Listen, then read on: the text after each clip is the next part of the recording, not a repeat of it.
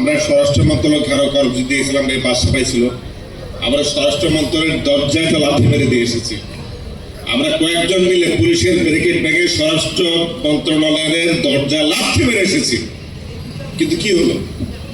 এক এক মন্ত্রী এক এক আশ্বাস, একজন যায় আরেকজন আসে, কোনো কিছু হলো না। রাজু যে কথা বলেছে আমি তার কথার সাথে সম্পূর্ণ একমত। যে বিচারক এই তদন্তটা র্যাবকে দিয়েছে তার আগে বিচারক হওয়া উচিত। আজ পর্যন্ত বাংলাদেশ ইতিহাসে র্যাব সৃষ্টি হওয়ার পরে কোনো মামলার তদন্তই র্যাব করে নাই, কেন তাকে দায়িত্ব দেওয়া হলো? আর এই যে একবার করে তদন্ত পিছাচ্ছে, তার মানে বিচারটাও পিছাচ্ছে। যদি সে তদন্ত রিপোর্টটা না দিতে পারে তাহলে অন্য সংস্থাকে দেওয়া হোক। দাদা যে কথা বলেন পিবিআইকে দেওয়া হোক। আমার মনে হয় আমি দুটা কথা বলতে চাই। ডিআরওকে অবিলম্বে একজন ভালো উকিল নিয়োগ করা উচিত, তদন্তটা আরেক চেঞ্জ করে আপনার পিবিআই অন্য কোনো সংস্থাকে দেওয়া উচিত, আর স্বরাষ্ট্র মন্ত্রণালয় একটা কর্মসূচি দেওয়া উচিত। সবাইকে ধন্যবাদ।